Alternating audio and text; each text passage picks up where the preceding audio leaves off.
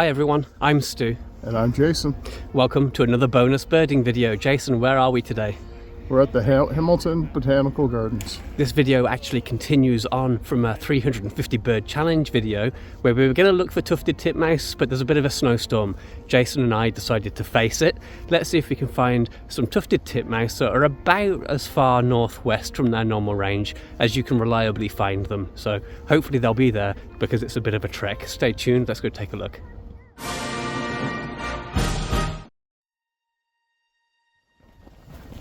As Jason said, we're at the Royal Botanical Gardens today, which are located across the border of Hamilton and Burlington.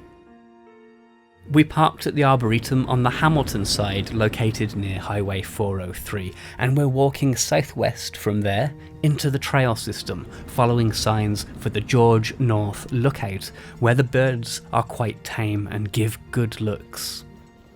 Snowy conditions and a little bit of steep climbing in areas, so it's just Jason and I today, but we did see 3 or 4 red-bellied woodpeckers on our short walk to the lookout. This would be a new bird for the 350 bird challenge, but both Sara and I have to see the bird. But don't worry, we'll definitely find one of these for the challenge too. There's a lot of American sycamores around here. Very recognisable tree. The bark looks like a kind of camouflage pattern.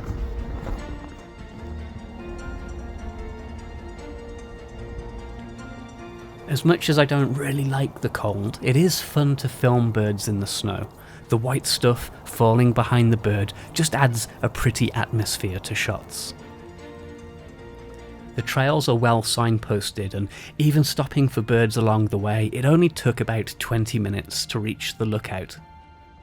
It provided some elevation over the tree canopy, putting us at eye level with our feathered friends. And up on that viewing platform, we started to get great looks at the birds. This white-breasted nuthatch flicking off the irritating snowflakes. Super characterful birds. Look at their massive claws. They wrap most of the way around this branch.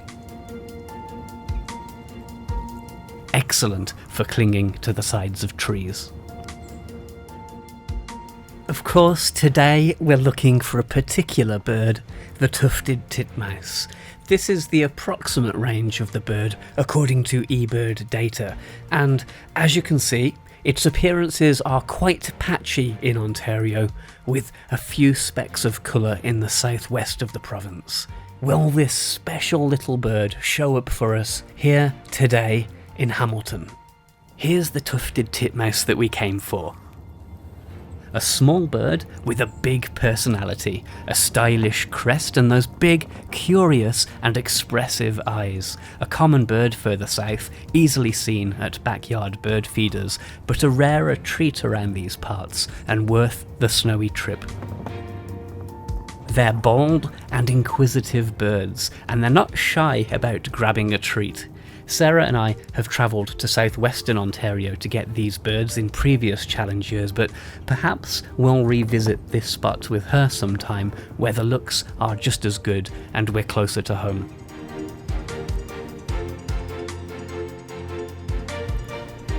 Let's take a look at some of the other birds around today. Is there a more classic northeastern winter bird scene than a male cardinal in his glorious red with the snow falling in the background?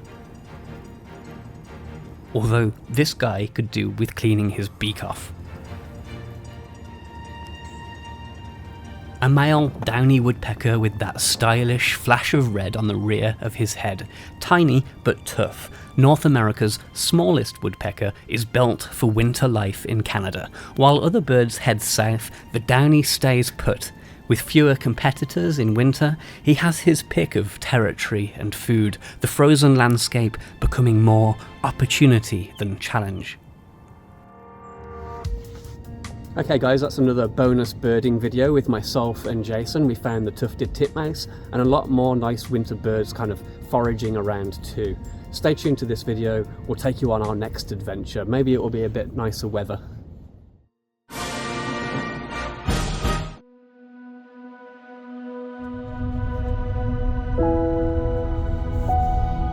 Okay guys, it's been a while since the last video, but welcome back to the second half. I think I might have mentioned the snow being less, but it certainly isn't. We had a wicked snowstorm last night. Many of the main roads have been cleared at this point, but my work got cancelled because I normally work outside, so some bonus birding. We've just seen an absolute ton of snow buntings, first in a tree, and then they took flight, tons of them in the sky. So let's take a look at that footage. Before we do, the snow buntings and Lapland longspur, more on them in a moment, had been hanging around a couple of fields in Pickering, near the very minor intersection of Sideline 34 and 3rd Concession Road. Take a look at these map images. Clearly these were taken during the summer and not the winter where we find ourselves now. Jason arrived shortly before I did, and he joyfully pointed out this absolute mass of snow buntings perched in a tree just off the roadside. I've never seen so many snow buntings perched in a tree together before. The snow buntings were pretty restless, never lingering too long before taking off into the air once more. Passing raptors, in this case a red-tailed hawk, would send them scattering in a sudden burst of white and buff colour, their wings flashing like wind-blown snowflakes in the sky. And when they did take flight, the spectacle was breathtaking. Hundreds of them, we think maybe around 500 altogether, would rise en masse, shifting and wheeling together in a fluid, rippling motion in the sky.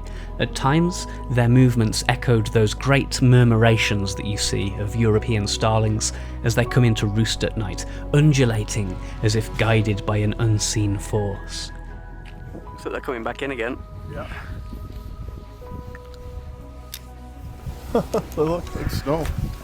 Eventually, the flock would settle, returning to the remnants of the crop to feed, and then others would stage in nearby trees, pausing, watching, waiting until the moment felt safe once more to settle in the field.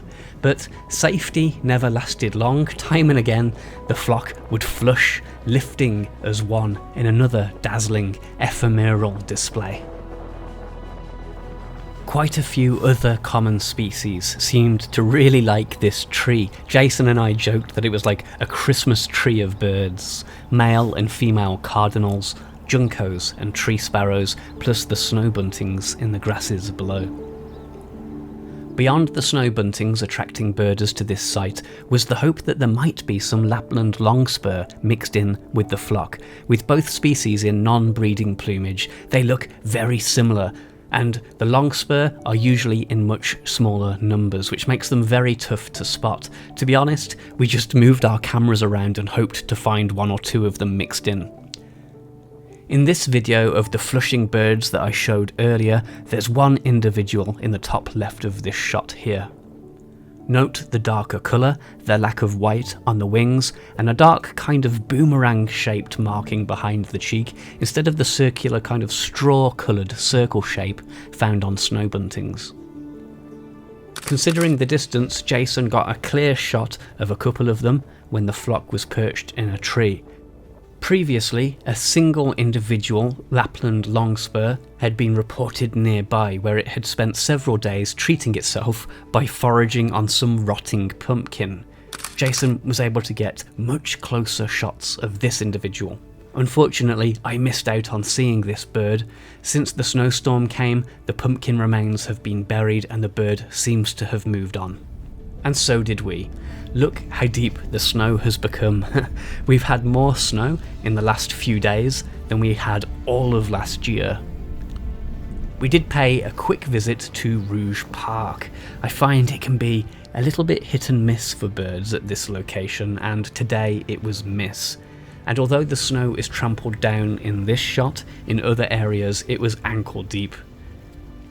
The next day, I had the afternoon off work, and Jason and I managed to get a tiny bit more bonus birding in Durham region, but the only notable species we saw was this slightly grumpy looking Carolina wren.